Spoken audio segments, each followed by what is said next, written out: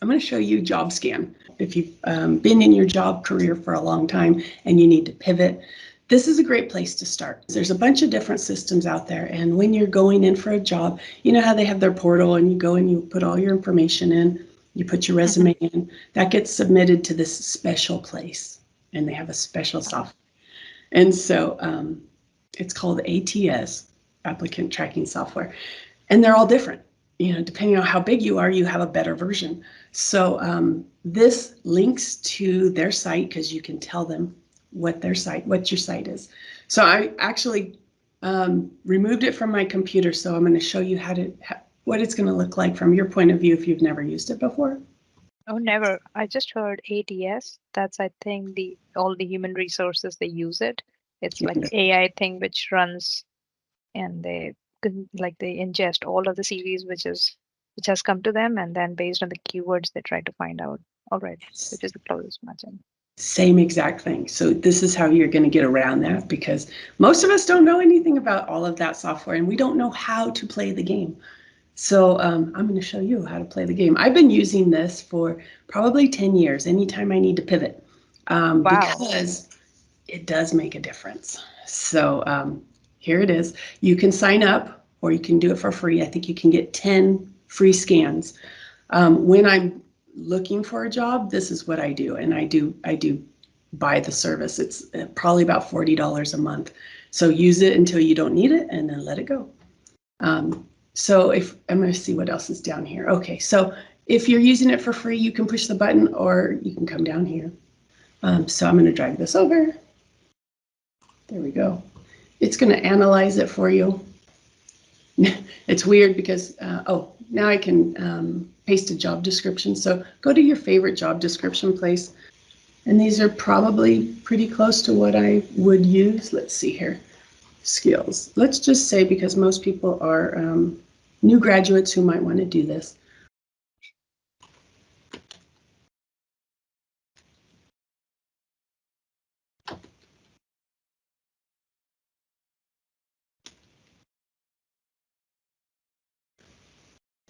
Okay, so here's something that, you know, for probably a first-year person, the price is good. It's in South Carolina.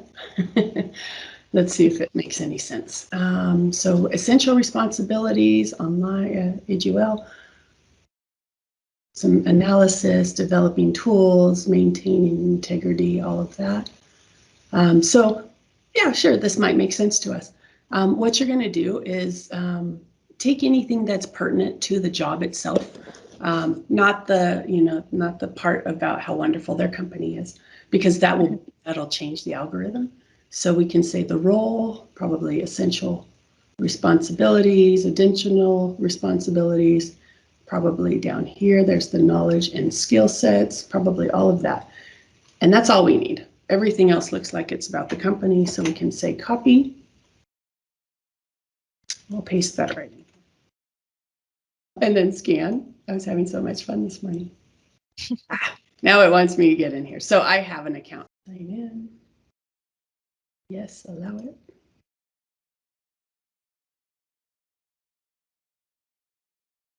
So now it's going to do its thing. It's going to build your report. Start your tour, I guess. Let's see the match rate. We find 75%. Wow. The first time you do this, you'll probably be at 20. Okay. So don't feel like you have to be this high of a number. So say next. And then you can go in, and it wants you to sync up their ATS. So next. And then it's good, yeah, because it's going to tell you all of this. So we're going through that tour, which says that we are new to the software. So let's just go through it. So what we're going to do is add that. And then these are some hard skills. And then you can put your cover letter in if you pay for the service. And like I said, if you're looking for that, it'll give you even a higher score if you put all that in there. So say next. And then upload and rescan. That's if you want to fluff it and push it back in here. Do the best you can. Go through all these X's before you rescan it. Again, don't do small incremental steps because you only have about 10. Okay. And then it can print you a version for yourself. See if you like it. So searchability, I did pretty good. It's going to ask me for two fixes. I'm not really good at adding my soft skills. I love my hard skills. I'm not a fluffy person, so it always tells me that I need to fix a few things. I should add a few in here eventually, but to me, I'm kind of stubborn. So here's your ATS. The fact that you are hosting these webinars is, I think, I don't know what more do you need to believe that you have such great soft skills. Oh, thank you so much. I appreciate that. So we can go in here and click on, we can add this information. So it's going to ask you for the company name and the job board URL. So just come in here. Let's get the URL because that's easy. Job board URL and enter dev probably. And then say update scan. Action is unauthorized. Okay, maybe I can't do that until I pay for it. But that's how you would fix that.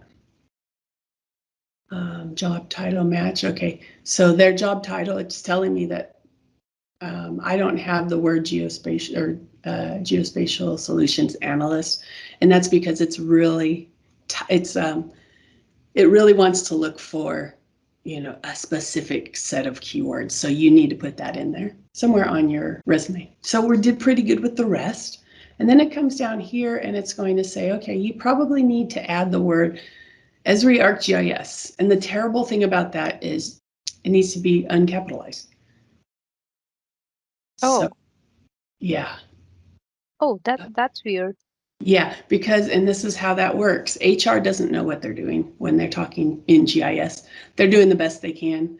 So somewhere on, you might even want to put the text in your application and make it white. And maybe even put a note in case they can see it on their end and says, I would normally spell this, with capitals. So both of them are on there, and just in case on their end they can see your white text, there, it might be on the bottom and say, I added ArcGIS, Esri ArcGIS, so that it would go through your system, but I would normally spell it this way. So if they can see it, you've told them what they're looking for. If they don't see it, they're at least getting that piece of information. The same thing for like AutoCAD.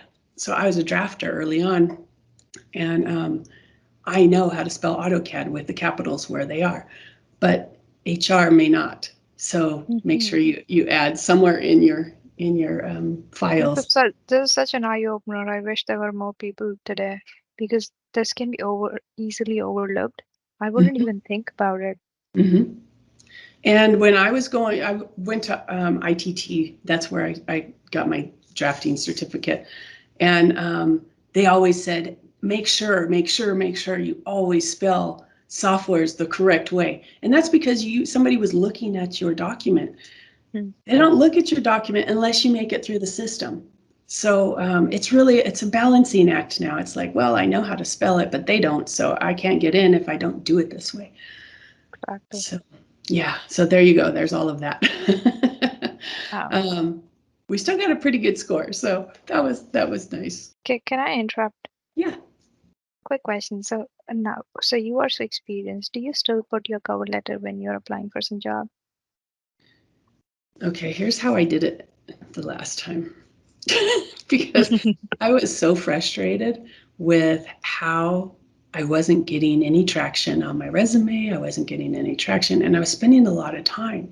So I went out and I found, I think it's ZipRecruiter, and I'm not exactly sure, but I think ZipRecruiter is the one where once you make your profile, you can just send it out. And I stopped putting all my cover letters out at that time. That was almost 2 years ago. I don't remember if I got my jobs that way or not. But there's a couple mistakes that I made along the way. So I did this job scan, and that's when I started getting a little bit of traction, not a lot. And then I started making things a little more fun and goofy. And I'm a rules person. I know I'm not supposed to do that, but I was getting sick and tired of not getting any traction.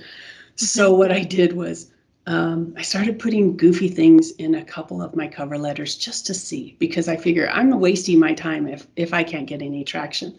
So I put little stories in there and make sure to add all those mappy kind of text so that it pulled up my numbers. And I got two interviews after I started doing that. But then I also had to know, okay, when I go to my interview, now I got to have a little bit of goofy in me. And I'm okay with that because I'm kind of a little goofy anyways. But it was just, it's a balancing act. And if, especially for new graduates, you've got to figure out what works for you and also what works for them. So if you're a real serious person, it's going to show in your cover letter.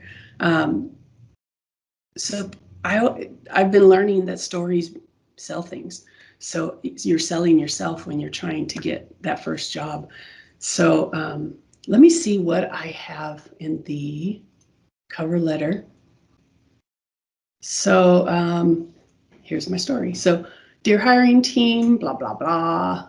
Include me as a candidate for this position, because you always have to have the position somewhere in your thing. If you'd like to see my thesis poster, which is what we do for the ESRI conference, and my How I Did It presentation file, go to my LinkedIn page. So if I redid this, I would probably go back and fix those because I know there's some errors in there and I don't want to show errors, especially if I'm going to be a senior position of some sort. But I know that now. I didn't know that back then.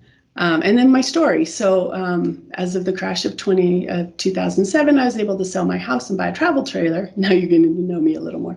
Where I planned to live for 3 years, and while the market corrected itself. During that time, my husband lost his position and we were both working odd jobs. So if you know anything about 2007, that's when, I think it was like 2008, everything crashed.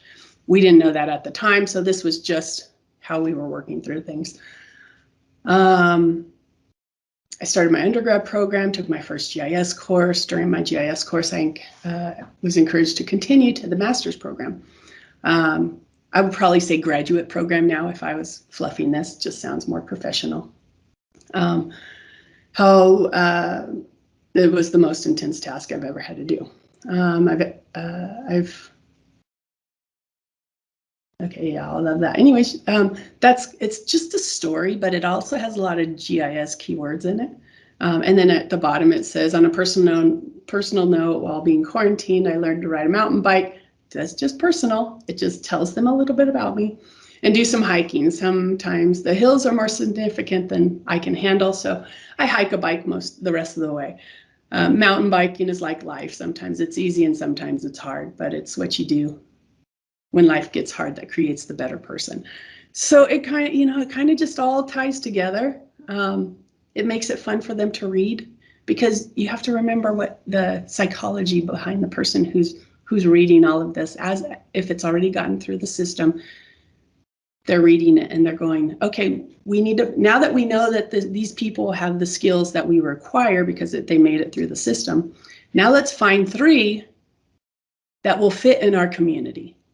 And if you're all business, they're not going to look at you, because everybody is all business. Everybody thinks I need to be professional because that's what they're looking for. Once you get to this point, they're not looking for professional anymore. They're looking for personality. So keep that in mind. Like I said, this was the one that got me 2 interviews within 2 weeks. So I hope that helps you. Anybody have any questions? Oh, absolutely. This is great, Michelle. Thanks for sharing the personal stuff. Nobody usually do that. Yes, thank you. You're welcome. If you have any questions along the way, let me know, and I'll be here. I'm here all the time.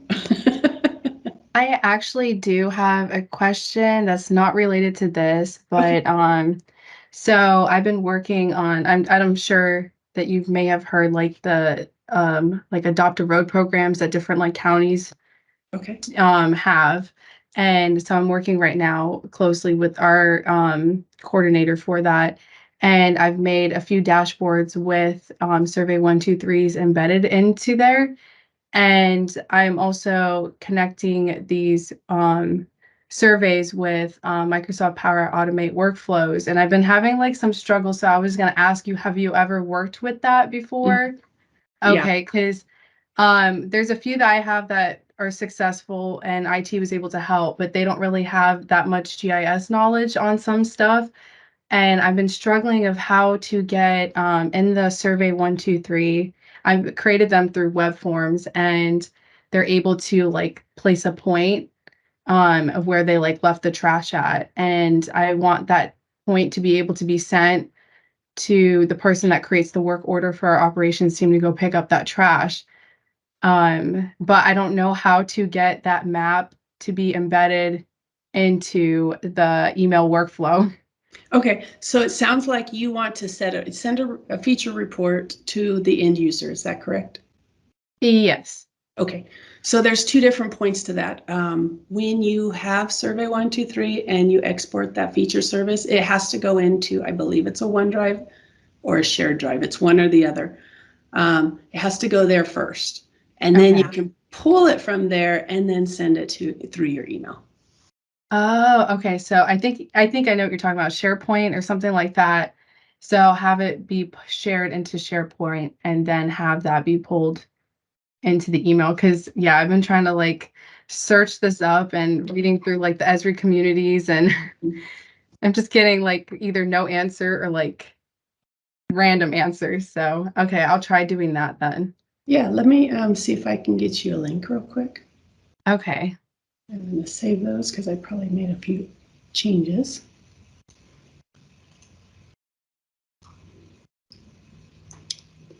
I know I have this link somewhere, but I think I can probably find it. Just search. Okay. If you don't have Ishmael on your email or your LinkedIn, you probably need to follow him.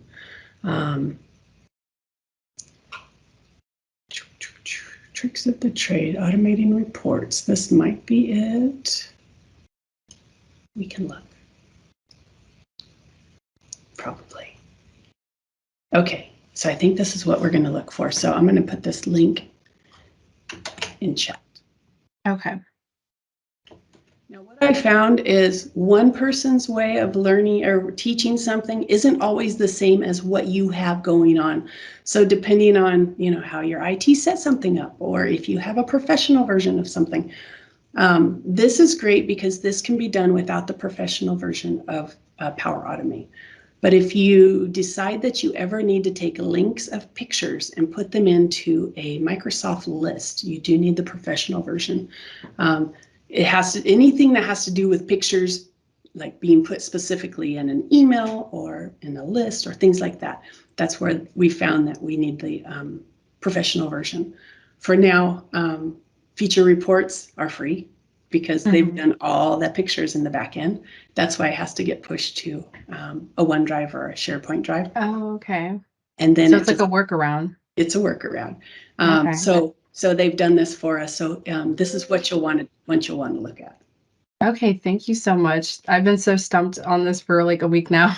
Yeah, it's not easy. As your Googling skills are going to get really good. And that was one skill I didn't have before my graduate program. I Googled little things, but I never Googled tech things. So you'll learn along the way how to Google, and then you can get your PhD in Googling. Some of you have asked how you could work with me. So I've come up with a few ways that we can work together. First off, if you are a Survey123 Padawan Academy student, I do have a 1-hour block of time for $60. This is done in the mornings between 8 o'clock and 10 o'clock Pacific Standard Time. I also have a VIP day, which can be between 4 and 8 hours. And those are usually for team setting, corporations, things like that, where you have proprietary data and you can't be in a group setting. I have Padawan Mastermind. So what we're going to do is we're going to work on one complete project. The way that this is going to flow is that I'm going to send you your introductory email. And in that email, it's going to have the Excel file for our homework. I'm going to give you a video that shows you exactly what to do. It's going to be easy. Then what I want to do is meet with you for 30-minute increments throughout the month.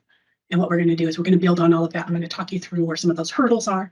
And then we're going to start working through the feature report, because feature reports are sometimes persnickety. And if you've done images and you just can't figure out where those backslashes go, this is for you, because I understand why it's working the way it's working. And it doesn't show you when you export that template quite the way that it wants you to use it. So going forward, you're going to get all of that information for a complete project.